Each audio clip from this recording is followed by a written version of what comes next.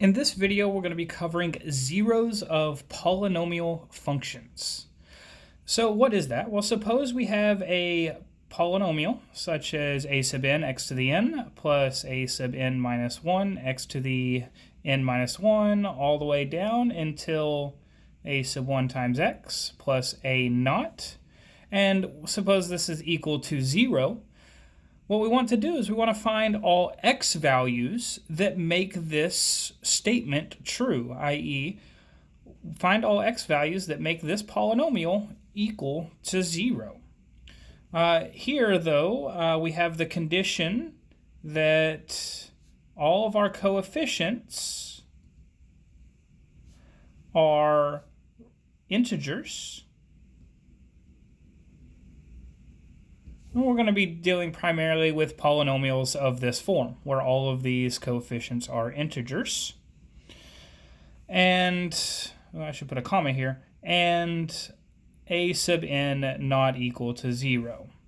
We assume a sub n is not equal to 0 just so that we have a polynomial of degree n. That's fine and not a big deal, but we do add that extra condition there.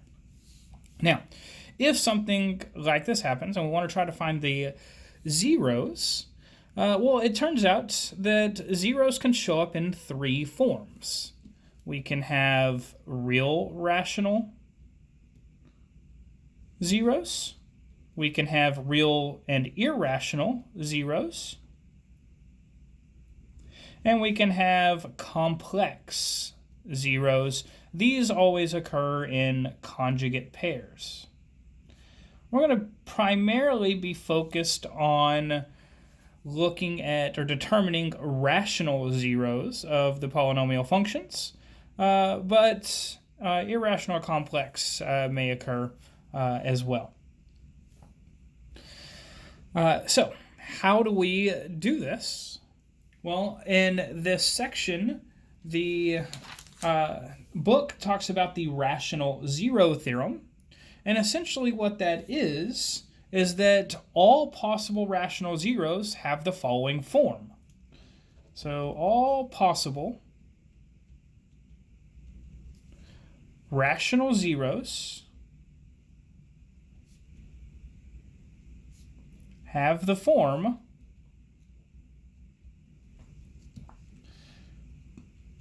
factors of the constant term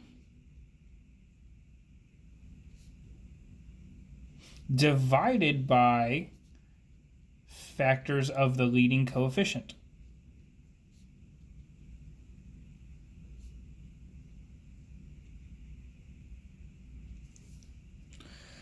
So let's do an example real quick. This will be example 1. So in example 1, we're going to ask to list all possible rational zeros of, and the function we're going to use is f of x is equal to 4x cubed minus 3x plus 1. Okay, so let's find all possible rational zeros. So the first thing you want to do is you want to find what the factors of the constant term are. So first, what is the constant term? Well, that is 1. What is the leading coefficient?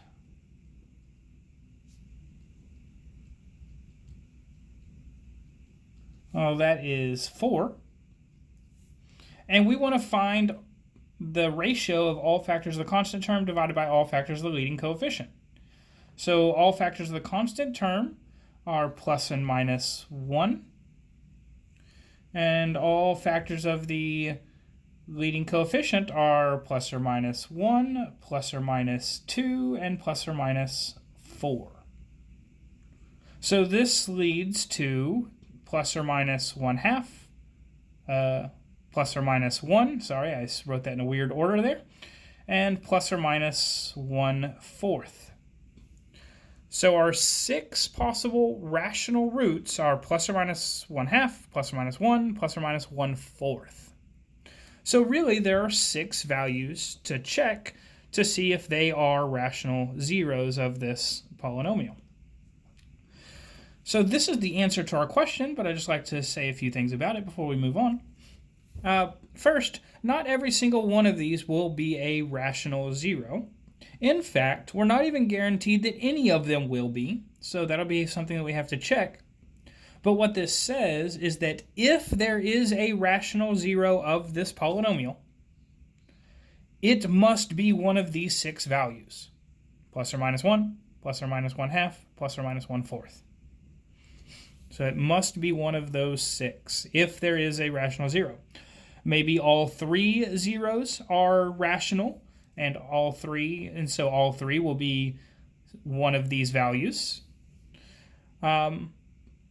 Or maybe we only get 1 rational zero here.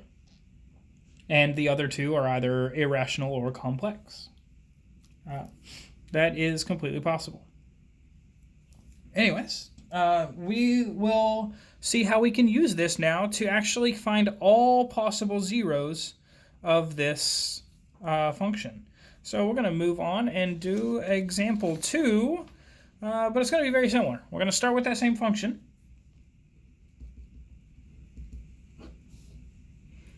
Which was f of x is equal to 4x cubed minus 3x plus 1. And we're going to ask to find all zeros of this polynomial.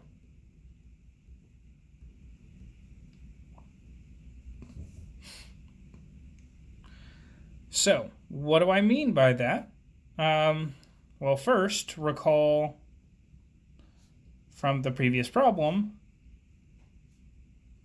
that all rational zeros must be plus or minus 1, plus or minus 1/2, and plus or minus 1/4, one of those 6 values. So what we can do is we can start plugging in to determine. So what is f of 1? Well, this is 4 times 1 cubed minus 3 times 1 plus 1. So this is 4 minus 3 plus 1 is equal to, 4 minus 3 is 1 plus 1 is 2. So is 1 a zero of this polynomial, right? A zero of the polynomial means that when we plug it in here, we get 0. So this is not a 0. So we checked 1, and it was not a 0. What about negative 1? Let's see if that's a 0. So let's plug that in. 4 times negative 1 cubed minus 3 times negative 1 plus 1. Let's see here. Negative 1 cubed is negative 1 still. 4 times negative 1 is negative 4. Negative 3 times negative 1 is a positive 3. And it looks like, in fact, this is 0, so negative 1 is a 0. Now, what does this tell us? This tells us, by information that we had from the previous section, so by previous information,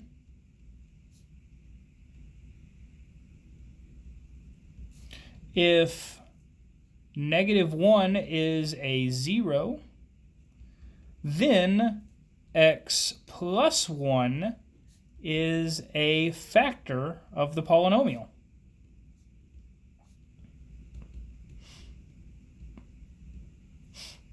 And here is how we can use this information.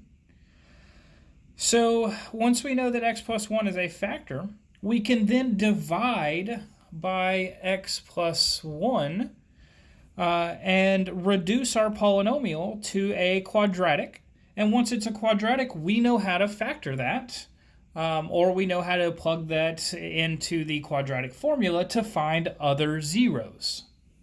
So we're always trying to find some zero, and then we can factor out that one factor that's related to that 0 that reduces the problem to a polynomial of a lower degree, and then we just keep doing that process until we run out of rational zeros that we can find.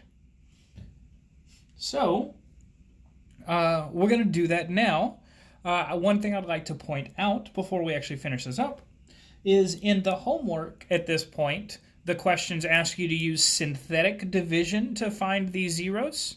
Notice that we don't need to do that. We can just plug in the values to find if it is a 0 or not. And so that's what I'm going to expect you to do. If you know synthetic division, you can go ahead and use that. But since I'm not teaching synthetic division, we can just plug in the values to determine we have a 0, and then we can use polynomial long division to reduce the problem. And so that's what we're going to do next. So we're taking x plus 1, and we're dividing that into 4x cubed plus 0x squared. Notice, right, we didn't have an x squared here, so we had to write 0x squared. And then minus 3x plus 1. So let's go ahead and do this division. How many times does x go into 4x cubed? Well, we just take 4x cubed and we divide it by x, and that is 4x squared. And of course, then we do 4x squared times all of this, so 4x cubed plus 4x squared. We subtract, get a negative 4x squared here. Drop the negative 3x. How many times does x go into negative 4x squared? Well, that would go in there negative 4x times. Again, we multiply. So negative 4x squared minus 4x. We have to subtract all of that off. So this becomes a 0x squared. Negative 3x plus 4x is a positive x. Drop the 1.